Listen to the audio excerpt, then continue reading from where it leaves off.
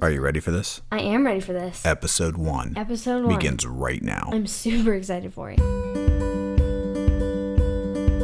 Have you ever had that perfect thought that gets you lost in the keyboard? When your words turn into pictures. That happens to me when I write that down. This is a podcast about becoming a writer, my favorite books, authors, and everything about the written word. This is Write That Down. Welcome to the podcast. Nice to intro. Thank by you. The way. Job well done. It is officially your podcast. Yes. And we'll explain the hosting situation in just a moment. But Yep. First, can we kind of go through what is Write That Down and what are your goals with this podcast? Well, first, I want to say Write That Down is just about a writing podcast. And it's about hopefully motivating other people to write. And it's about the passion behind writing. And it's about pretty much an audio diary of an 11-year-old writer. So you're 11 years old. Mm-hmm, almost 12. Right. I forgot with the youth. You guys like to have half birthdays. Yep. Another reason to celebrate. You just finished what grade? Sixth grade, right. So you're going into middle school next year. Yes. Well, I should know this. I'm technically in middle school, but our school does... I always say that our school is weird, but it's really not weird. They just have the 6th grade along with the elementary school. So that's like our half transition into middle school. So like you walk in the hallways by yourself and you have different classes than everybody else. But it's we the had same 6th grade with the elementary school when I was in school 100 years ago. You weren't in middle school. Middle school was 7th and 8th, like it is here. A lot of schools do 6th, 7th, and 8th. Okay. But I don't know. But do you write every day? I try to. Okay. And keyword try. I play lacrosse. I still have school stuff. I don't like to sit still. So I like to run around doing a million things at once. So sitting down and writing every single day. Except cleaning your room. Except cleaning my room. That I don't like doing. But, I mean, sitting down and writing is very hard for me unless I have a great idea. So. And then what types of things do you like to write about? You're very specific. I'm very specific. I like to write fantasy, and my style is kind of short and to the point. Like, if I don't do that, then it'll start to kind of get boring, and then it'll kind of trail off to somewhere else. And then I try. It's just not very fun. When you say fantasy, is it like sci-fi? No, I like magic. Like fairy tale magic. Like, I like the concept of it. I like how, I don't know who started magic, the concept and the idea of magic, but whoever it is, I want to be their best friend because I love it so much. I think it's so cool. Okay, so give me some examples. Like, so obviously you're inspired by the books that you read. Well, yes, yeah. Okay, so what are some examples? I say that good authors love to read. I think I heard that from somebody. I don't know who it was. But good authors love to read. Write that down. Yeah, write that down. But good authors love to read. And so I just finished the Greystone Secrets, I believe it's called. I'm not sure who. Margaret Peterson Haddix wrote that. That's a really good series. Chris Colfer wrote the Land of Stories series. That's amazing. Tale of Magic, that's his newest book. That's really good. I love fantasy with like a little bit of mystery and a little bit of realistic fiction, but mostly fantasy. Okay, and Like, so that's the I'm very type of stuff you're specific, writing yeah. right now. Yeah. Okay. Yeah. I like to write what I read. But Gotcha. not write the exact story. If Okay. that makes sense. Yeah. No, it's your podcast. My podcast. Eventually, too, we have a deal We do have a deal. when it comes to hosting. Yes. All right, So 3 or 4 episodes you're going to be here and you're just going to help it carry along. Because I've never done this before. This is all new to me. I'm super excited about it. But, so the first couple of episodes you're going to help me. I think you're already doing better than I am. So my background is that technically I write as well, but I'm a television journalist. Yeah, So same thing. You write. Differently, though. We had a great conversation about this and talking about the podcast, or the concept of the podcast. So I was like, I think how you write is so much harder than You how have to I write. pictures. You have to write 2 pictures. I use the word pictures and video kind of together. Loosely. Yes. So, but you're right. I put words with video and pictures to tell a story. You use words strictly to make the story or to make the images, To make right? the pictures, yeah. Yeah. So it's like you write 2 pictures and video. I write to make pictures and video. So it's a 1-word difference, but they're very different. I agree. I think it's so much harder what you do. Oh, really? Because it's funny that you say that, because when we tried to create all the stuff that we've been doing, like the intro and the outro and all this thing, it was really difficult for me because I'm so used to writing, not to picture, but to make picture. Right. So the fact that I'm doing it not even with pictures, but the fact that I'm just doing it to talk for it. Because normally I just have... Do you think you have a style, a writing style? I like to think that I have a writing style. I like short, sweet, to the point fantasy, which is kind of how I write. But I don't know if this is how my brain works. I normally write about females. But so I just started a story, I think it was a couple of days ago, that it was about Emmy and Carter. Emmy's the younger sister who's just now going into middle school, similar to myself, and her older brother Carter, which is based off my brother. Mm-hmm. So I like to write, I don't know if other authors do this, but if they do, that's super cool. I like to write my main characters about people who inspire me to be better. Like my best friends, for instance, and my siblings, for instance. Mm-hmm. So I most of the time will just do somebody my age because it's a lot easier because I spend a lot of time with them. So, like my older brother. You get them. I get them, You understand them. I understand them. I got what you're saying. Yeah. So like my older brother, he's only 17 months older than I am. So I know him really well, and I know who he is, so therefore I can make a character off of him. So majority of the time what I will do is I will take their first name, eliminate the middle and the end part, and then just leave the first letter, and then I'll create a new name. So for example, I'm not going to say any names because I don't want to put anybody. We don't even use your name. We don't even use my name. But so what we're going to do is I always take one of my good friends' name starts with an L. And so then I take L, and then I turn it into Lydia, which isn't her name. But I change it into a name that I think suits her other than her actual name or his, whatever. Pretty cool. And then how do you develop characters then? How do I develop characters? Yeah. They're just the same personalities. They look the same in my head. Like, I've done it with a lot of characters. Like the L, for instance, Lydia. I have a friend with a name starting with A, Aurora. So like I have all these characters who are names that I like, not necessarily for them, but just that I like, and then I create their personalities the exact same, so they know that they're in my story. When did you know that you wanted to be a writer when you grew up? 4th grade. I believe it was mid-4th grade. Wait, what happened? So Rob Bouillet, he wrote, because of Mr. Tear Up, he wrote Perfect Score. He wrote these books, and he has a very unique style, which I think is super cool. But what he does is he takes the 7 characters, like a bunch of characters, which normally a normal author would just take 1 or 2 and either write it in first person or third person. He writes it in first person 7 different times for those 7 different characters. So I think that's really cool. But so he came to our school. He came from Connecticut. He traveled all the way to Ohio, and he came and he did this whole presentation to all of 4th grade. I have a big school. Because the school is huge, you don't get to talk to him, which is a bummer. You don't get to ask him personalized questions like you would if you were at a book signing or whatever. So you don't get to see him, you don't get to tell him your name, whatever. But fortunately, I got into a class that my older brother got into, and she is one of the greatest teachers I've ever had. So if my teachers aren't listening, they don't feel like they've been thrown under the bus. But I love all of my teachers. I've never had a bad teacher. But this one in particular was one of my favorites. And so she knew him personally, which I thought was super cool right off the bat, that she knew a really famous author. So he came to our classroom, which he didn't do for any other class. And because there were 2 teachers that worked together, it was our class and then the switch class, which is what we called it. And so they would come in, and we played games. He talked about how he got his inspiration. And all of 4th grade has read this book, and all of 4th grade knew his name, and he came to our class. And I thought, what are the chances of that?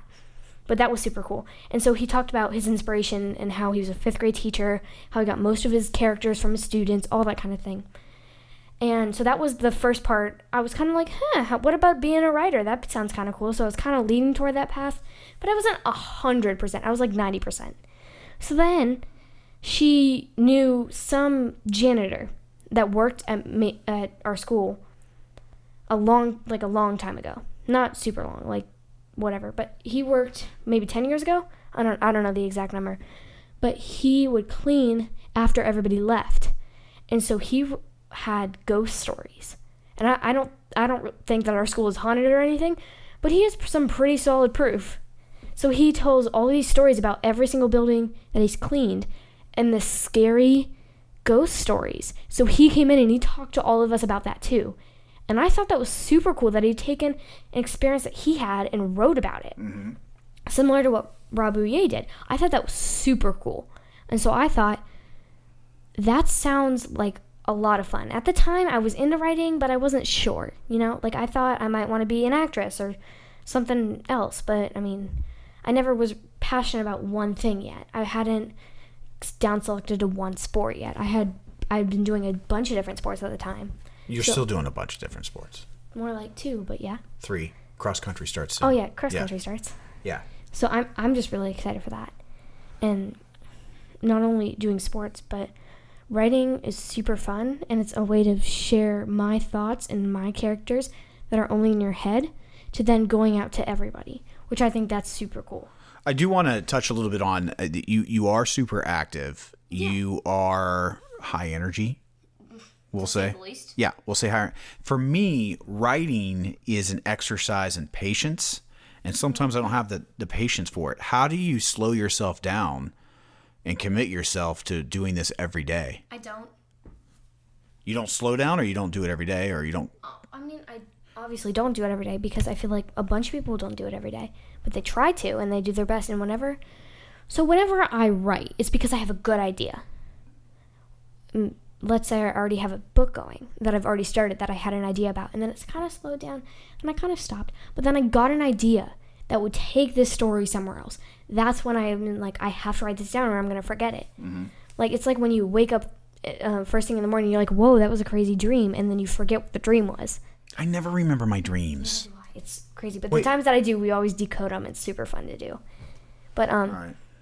So, like, if I didn't write it down, then I wouldn't have passion for it anymore. Like, it would kind of, like, go on the back burner. So I'd write it down immediately. I'd write it down the second I think of it. And then once I get started, I can't stop. And so it's hard to start unless you have an idea, which is oftentimes why I don't write every day. And a bunch of people say inspiration doesn't strike. It's whatever. It's like waiting for I saw this quote, and it was like, waiting for inspiration is like standing at an airport waiting for a train. And so I thought that, and I said, but that doesn't necessarily apply to everybody. Waiting for an idea isn't waiting for inspiration. I feel like waiting for an idea is just waiting for the next chapter, if that makes any sense. And waiting for inspiration is like waiting for 200 pages, So that's just my thing. What are you writing right now? It's funny I said fantasy, but I'm writing a couple fanhistorical stories right now. Did you say fanhistorical? Fanhistorical. What is that? Word? I don't know. It's just fantasy. It's your podcast. My podcast. We'll throw it in there. We should have called this thing fanhistorical. Fanhistorical or bioluminescent, one of the two. Yeah, your vocabulary. Well, that was also in 4th grade. We have a gifted program, and so I was in there, and she taught us all these big words, and she called it etymology, and that's the study of words, or study of bugs. I don't know. She said it was the study of words. Entomology is the study of bugs. Got it. Etymology is not. Okay. So they sound very similar, but they're not the same thing. So she gave us all these big words and this alphabet full of words, and they're like origin, all this stuff. I thought it was really boring at the time, but now whenever I throw those words out, I sound like a genius. So I think it is true. What are you writing right now? Right now. So I said I like to write fantasy, right? But I'm actually writing a sort of biography. And the reason I say sort of is because I don't like history. I'll go back to, what are you writing today? You're writing a bunch of biographies, aren't you? I am. On who? I feel like there are a lot of people in life who deserve to be recognized but aren't.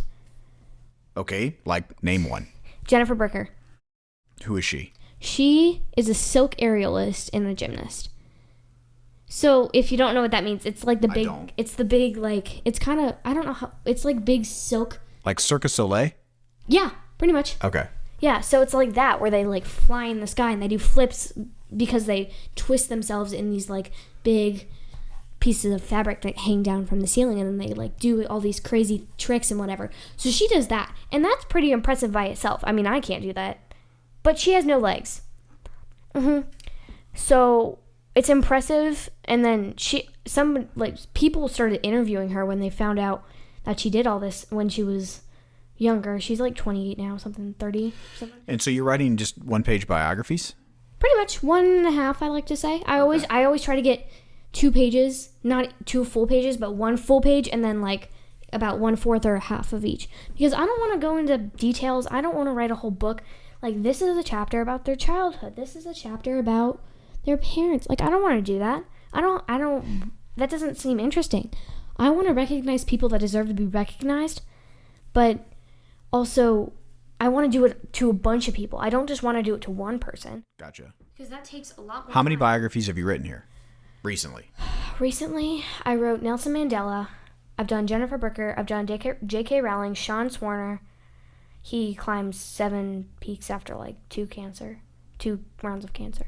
So that was pretty impressive. There was. Where do you find these people? The internet. Oh, here we go. YouTube? No, actually, no. A lot of them, a couple of them I've Googled, but some of them they've like had us write. They had they have language arts skill sheets or social studies skill sheets, and there's like articles and whatever. And then one was about Jennifer Bricker, and that's kind of where I got the idea. It kind of started in the back of my mind, and then I kind of forgot about it. And then are you writing a book right now as well? Oh, yeah. You have a goal of what with your book? I want to publish it by the age of 16. Okay. Which is... How far along are you? Not far. It's a slow start, but we're committed to the process. Slow start, but we're committed. Yes. I mean, latest 18, but a goal is 16. Yeah. Or before that. I won't have my own car by then, but it's okay. So, Correct. I mean, so there's people that are more known. You have a better chance of publishing a book than getting a car. Getting a car. But, so there are people like Sean Swarner and Jennifer Bricker, but then there's also people like Albert Einstein, who everybody knows. Right. So, I mean, that's kind of what I like about it, is I can really put people who deserve almost like a biography, but I can also put people who deserve but aren't well known. So that's what I like about it. Also, I am writing a fictional story right now. The title is kind of a work in progress, but it's about Emmy and her brother Carter, which I believe I mentioned this earlier. Mm-hmm. So, so they started Emmy's first day of middle school, right? But then it kind of takes like a dramatic turn. So that's what and there's like magic and there's all this stuff. And I don't want to give away too much because I also don't know that much about what's going to happen. But I have ideas. Let me back up a little bit. So I want to say December, maybe November, I started this slideshow called Future Authors with pretty much every single one of my writer friends. And so, sure, they don't all want to be quote unquote a future author, but they do you have all a little love club? reading. You got a little gang going? It's a little gang. I can show you if you want. Okay. But it's a little gang that we all have. All of them are girls, which I didn't intend, but that's just how it worked out. So basically, all of us link our story. We have one slide, and you link your stories onto that one slide, and then people can go on. We don't allow edit access because we don't want people going in and changing it themselves if they see a spelling error. Just point it out, you know. But so what we do is you go and you read it, whatever, and then you comment. And I thought it was a great idea because recently one of my good friends, I'm really hoping to have her on the podcast, but she published her book, and it was super cool because I read the first chapter and I gave criticism on it. So I got to be a part of the process. Like an editor? Like an editor, except I don't actually edit anything. Well, you did that time. I did that time, but that was just probably a spelling error, a grammar error. So guess that's going to be awesome. You're going to host this thing. Hopefully. Awesome. Will you ever read what you write? No. Out loud? Oh, maybe if I go to like a book signing or... No, I mean on the podcast. Oh, on the podcast? Yeah, why not? I agree. You want me to read something? I'm just the producer of this thing. I just throw ideas out there. Like, host a podcast. I think that'd be super fun. By the way, friend, you know that I tell everyone they should host a podcast. When I meet and hear their story, I'm like, you should have a podcast. Podcast, let's go. I mean, I think the podcasts are super fun Because, I mean, you can just listen to them and do anything else. Like, you could clean and listen to them, something I do not do. You could put that on and go for a walk. Like, you could watch something that makes you motivated. There's something for everybody, and that's what I love about it. One of the things I'd like to talk about or touch on as your dad, you've had a couple of moments or instances in school where you've won some stuff with your writing. Oh. I'm thinking back to, was it Veterans Day? Well, there's been a couple of times. Where you spoke in front of the whole school, you read, was it a poem? Was it a poem? Mm-hmm. I mean, I don't want to be, like, offensive or anything, because a lot of my friends entered those contests, too. And so the first time I feel, like, very unmodest right now, but the first time I've ever won something with my writing was a book fair. So our school has book fairs, and there's, like, this big setup of all these books, and you go and you buy stuff, and majority of the time they'll have a creative writing contest. So I joined one time. They had a 4th grade winner, a 5th grade winner, and a 6th grade winner. So at the time, that was the only 3 grades in the school. Now they have 3rd grade involved. But so at the time, for our school is, like, so big. There's 2,600 kids just in 5th and 6th grade. So there's probably double that amount, including 3rd and 4th now. But so there were so many kids, and I was like, you know what? Might as well do it for fun. I mean, who cares if I win? There are a ton of better writers than I am. They've done it for longer than I have. So I wrote this story. I don't remember what it was. Oh, it was a cowboy. So what it was is you were a sheriff, and you create 3 laws. You do all this. You create 3 laws and why. And it's like a book town, or like the theme of the book fair was like cowboy, like country, that kind of thing. So you were a sheriff, and you created these 3 book laws.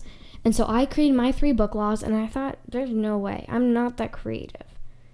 Like, I was kind of just not hoping for anything. I just thought it would be fun and see if they'd actually read mine or something, because there's had to be a zillion entries. And so there was this one girl in my class, and I remember she was one of the best writers in 4th grade. Mm-hmm. And she moved away, so I don't want to throw a name out there anyway. But so she was one of the best writers. And so they said from this class, which was my class. And I was like, oh my gosh, congratulations. Because I thought it was the other girl, because she had entered too. And so then they said my name, and everybody started clapping, and people started screaming. And there were people all around, because we have wings, and because they have to separate the classroom somehow. So they have wings. And so everybody in the entire wing started, like, cheering.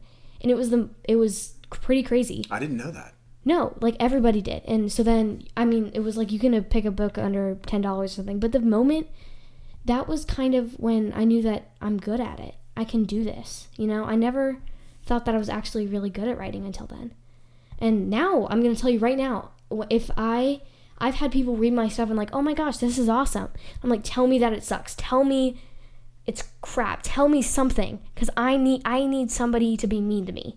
I don't like it when people are like, oh yeah, great job, just because they're my friend. I don't want you to be biased. I want you to be a random stranger that has never met me in your entire life. I want criticism. And so when you can't get better if you don't fail or exactly earn where you or earn where you are. Yeah. Yeah. So that's why I ask people for criticism. I say, just do it. I don't care. So oftentimes they won't, criticize me, but it's fine. It's a lot of fun. They'll just say, there isn't anything to criticize. And that's always not true. But from 6th graders' eyes, I guess I could see that. Well, so we have some pretty lofty goals. You want to host, you want to have guests. Yeah. You are going to read maybe some of the things you write. I can read something that I've written right now. Let's do it. Oh gosh, okay.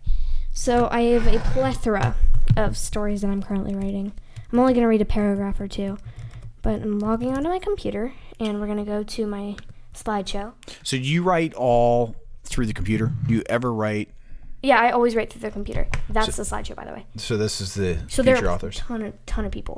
There's 1, 2, 3, 4, 5, 6, 7, 8, 9, 10, 11, 12, 13, 14, 15, 16, and then I just added somebody. So there's 17 people on this. And I thought there maybe be 4 or 5, because I'd only known 3 people who like to write with me. I think that's pretty cool. Yeah, so... Did you start this club? All right, so we're closing in on the end of the podcast. This is your first segment. And I'm super excited for it. And you're going to read something that you recently had written. The most recent thing that I've written? I don't know, whatever you want. Okay. Can you just give us a little background, set it up for us? So I think I'm just going to read the first. I'm going to give you an example of somebody in real life that I turn into a character. Okay. So this is involving my brother. This doesn't have anything to do with the story. Hi, I pulled out my book and I began to read. It was about World War II and about the soldiers. The bus kind of sucks, especially when you're in middle school. Kids scream and yell and throw things, so I found it easiest to deal with and most enjoyable if I read. So that was my brother, and he loves to read about world wars. Yeah. That's awesome. Well done. Thank you. This is going to be fun. It is going to be so much fun. I think I'm going to learn a lot about you. I really do. I don't know how you didn't know all this about me. I don't know. I just think you're pretty fascinating anyway. That's why I was like, let's do a podcast. Let's just do it. All right. It's super fun. Until next time. Episode 2. Job well done. Thank you. You've been listening to Write That Down, the podcast of an aspiring author. Now, this is the part where I'm supposed to give a shameless plug of all my social media accounts, but my parents won't let me have any. Write that down. Thanks for listening. Happy writing.